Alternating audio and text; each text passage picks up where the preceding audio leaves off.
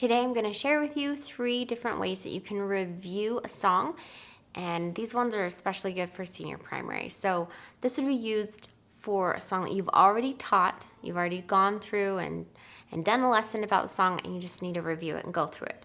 And maybe you need to go through this one song many times. These are some ones that senior primary, just in my 6 years of experience, has really enjoyed. So the first one is called Bombs. So what you do is you have all the words either on a board, like a poster board, or have the words like with magnets or tape on the whiteboard or blackboard behind you, just up somewhere, right? And the words are going to be, you're going to be able to take off the words separately. So, for example, if you have a really short song like I Am Like a Star, which you actually probably wouldn't use that one with this, but if it's a shorter one that you're wanting to review, then every word would probably be able to be taken off.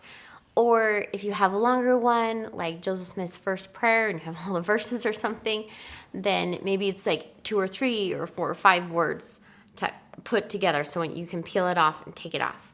And I really like using tape and just taping it. Just have them laminated. I'm kind of obsessed with my laminator. I like to laminate things. Don't laminate your driver's license though. And then I'll put tape, and then you can tape it back on and use it again.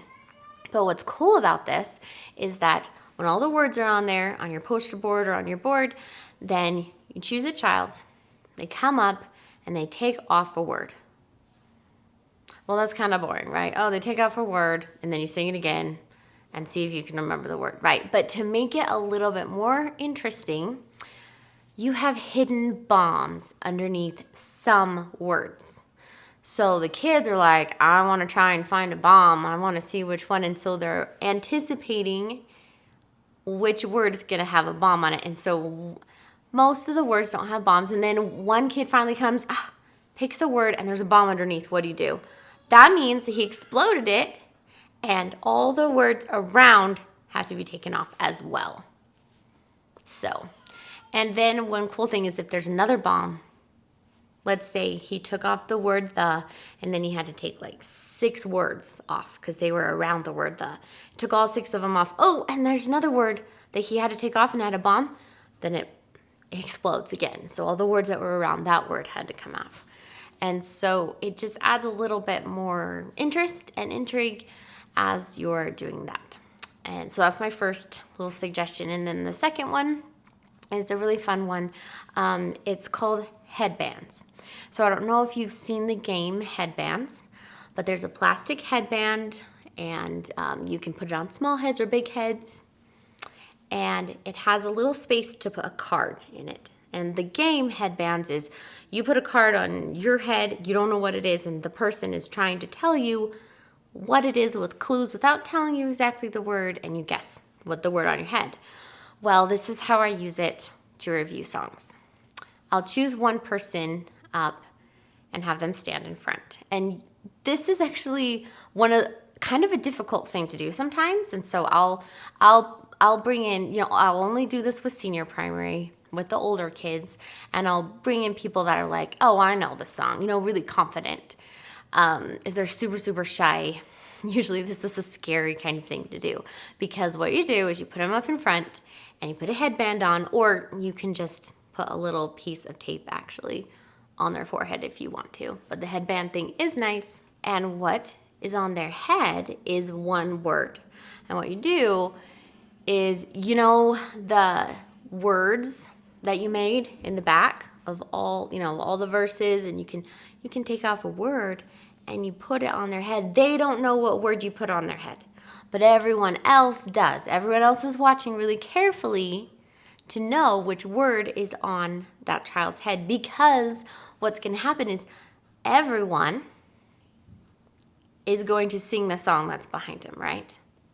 But they're going to omit the word that's on the child's head, and then the child has to guess what that word is. What's great is you can take a word that you sing again and again, that's really helpful too, because if they don't get it the first time, they might get it the second time, or a word that's in the chorus that's repeated. And this is a lot of fun. The kids really like this one, and they will sing the same song over and over again the whole time. And sometimes you just need that repetitiveness with really wordy and long songs. And so with senior primary, they love this, especially because usually there's one or two, and sometimes even teachers, who forget to omit that word, and they're the only ones who sing it, and then everyone starts laughing. So it's kind of funny. You have to remind them, okay, remember, you can't sing this word. It's really important. So it's a fun one. And then the third idea is you take a ball of yarn, and what you do is you actually create a ball of yarn. So it takes a while to create, but once you create it, you can just keep it in your bag and use it like every Sunday if you want to. And what you do is you need to have 3 to 4 colors. So you have different colors. I'll usually have pink. That means the girls sing. Blue usually means the boys sing. Green, which usually means the kids sing and the parents and teachers don't. And then like orange, which means everyone sings. And you could, of course, do more colors and get more creative with this, but I usually do 4. And I will take all these 4 colors of yarn, and I'll cut like 3 to 5 feet. That's how long they'll be, and I'll just cut a bunch of them. And, different varieties. Some will be really long, some will be shorter. Don't do them too short. It's a little harder, but at least like 3 feet, 5 feet, and then I'll tie them together. And then I'll put it in a ball of yarn. So you have this ball of yarn with this yarn that comes out that changes colors, right? It's kind of cool. And so what I do is I take this ball of yarn, and there's a bucket right below by my feet. It's a big one. And I'm playing with this ball of yarn, and I'm unwinding this ball of yarn during the song. And then whatever color is touching the bucket. So all the yarn's going into the bucket, and the kids have to look at the bucket. You could put the bucket on a stool or a chair if you need to, if you have a really big class, if you have lots of kids. But if they can see the bucket on the ground, then that's fine. Wherever they can see it. And they're looking at the bucket really, really well, and they're just going, they want to sing this song, and whatever color is in the bucket is touching the bucket. That shows you who sings. So if the pink is shown, then you're unrolling it. You can go fast, you can go slow, you can stop and pause. And let's say I'm unrolling the yarn, and the pink is in the bucket, and the pink's in the bucket, and then all of a sudden you see this green. They don't all start singing together with the green yet until the green reaches the bucket. So the girls sing with the pink, and then everyone's like waiting and anticipating, the green's coming. The green's coming. That means the teachers and the boys, we all sing, okay, or without the teachers, that's the green one. The orange comes, that means we all sing together. Oh, there's a blue. And then what I'll do is I'll just kind of be funny, and I'll like stop on blue, and the boys will sing, and they'll just like glare at me. When you first do this, it's easier to manipulate the yarn so that the changes happen after a phrase. So for example, I'll make sure that it's always on pink for I love to see the temple, I'm going there someday. And then I'll do it really quick to make sure that it's on blue. The next color, it's random, right? The colors are all random. The next color is blue. Then the boys are like, to feel the Holy Spirit, to listen and obey. Now it's orange. And then as they get used to doing it, as they get used to the song or, this activity with the yarn, then you can be tricky and try to trick them and try to mess them up. And they're like, I'm trying to figure it out, and be more difficult, and, have them switch in between phrases and things like that. But one thing that I've learned is that you can I just always have a headband in my bag. I'll always have this little ball of yarn in my bag, and I can just pull it out.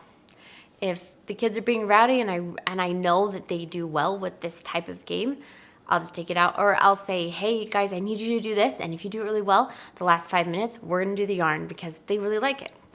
And so those are just some things that if you want to, you can try. But senior primary, with my experience, likes all three of those. So yours might like one of them. It's worth a try. So hopefully that was helpful and that helps someone. So thanks so much for all you do. You are loved. Hi guys, thanks for watching that video. I'm so excited to share with you a brand new YouTube channel that my husband and I and our kids make. It's called 7 Ahead, and it's right here. You can check it out. What happened with our family was my husband quit his job, we sold our house, we moved into an RV traveling to all the national parks. And we're excited to share that journey with you on our YouTube channel. You can check it out here and subscribe to it and share it with your friends. We appreciate your help so much.